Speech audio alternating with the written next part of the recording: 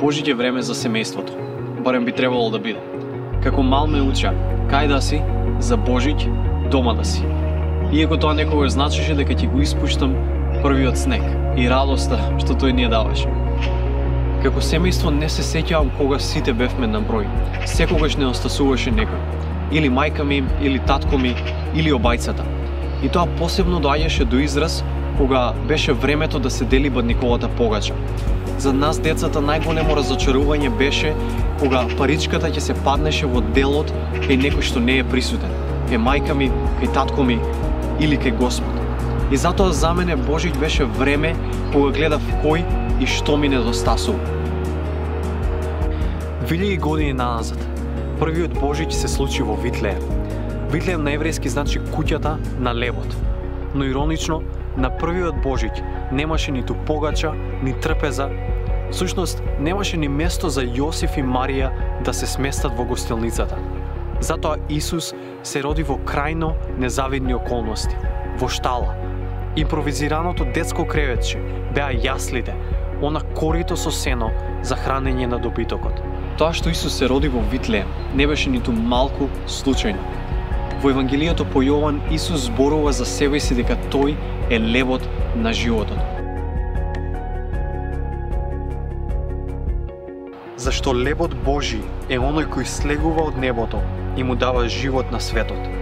Тогаш му рекоа: Господи, давај ни го секогаш тој леб. А Исус им рече: Јас сум лебот на животот. Кој доаѓа кај мене нема да огладни, и кој верува во мене нема никогаш да ожедни.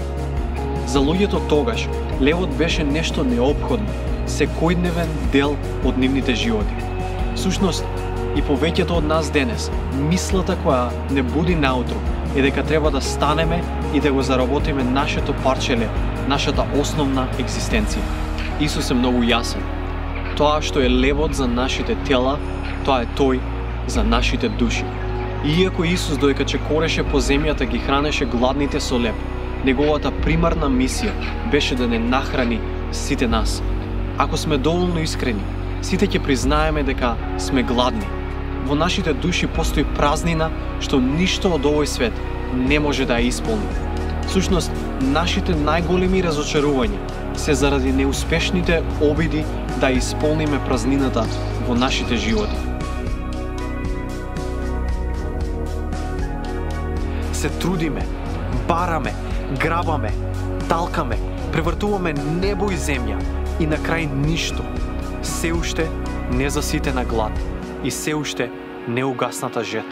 21. век е век во кој имаме повеќе од колку било кога претходно. Како генерација имаме повеќе економски, технолошки, индустријски напредок од било која генерација пред нас. А дојдени сме до место каде што некои луѓе велат дека веќе ни Бог не ни треба, затоа што имаме се, знаеме се и можеме се. Но во 21. век исто така постојат повеќе гладни луѓе од било кога претходно. Постојат повеќе војни и војни конфликти од било кога во историјата.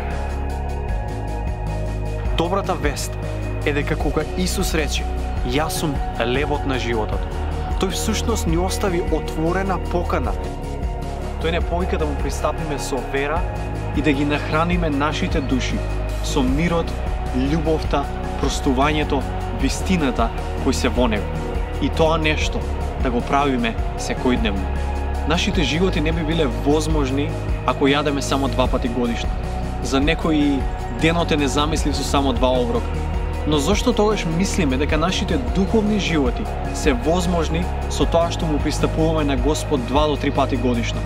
Ту не сака да доаѓаме кај него само за Божиќ, Великден и уште некој друг голем празник, туку како што е лебот секојдневно присутен на нашата трапеза, така и тој да биде секојдневно присутен во нашите животи.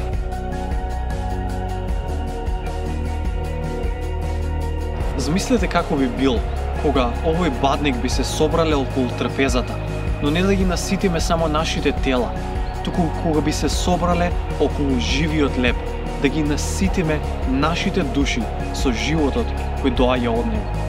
Замислете каква трансформација би настанала во нашите животи, во нашите семејства, во нашето општество, кога сите ние би биле исполнети со Божјата љубов.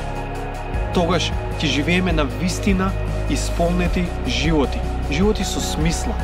И тогаш ќе може да ги љубиме и нашите ближни, а ќе може да ги нахраниме и гладните. Господ Исус се уште не поканува. Дојдете кај мене, и јас сум лебот на животот. И јас ќе наситам вашата душа. Затоа, на овој бадник, да се помолиме сите заедно, да ова стане реалност во нашите животи. Татко Небесен, ние ти благодариме што го испрати својот единороден син на оваа земја, тој да ни донесе живот од небесата. И затоа, Господе, додека се сеќаваме на неговото раѓање, се молиме да тој се роди во нашите срца, да Господ Исус биде нашиот секојдневен леб, да ги насити нашите души со неговата вистина, љубов, радоста, мирот и простувањето кој тој дојде да ни ги донесе.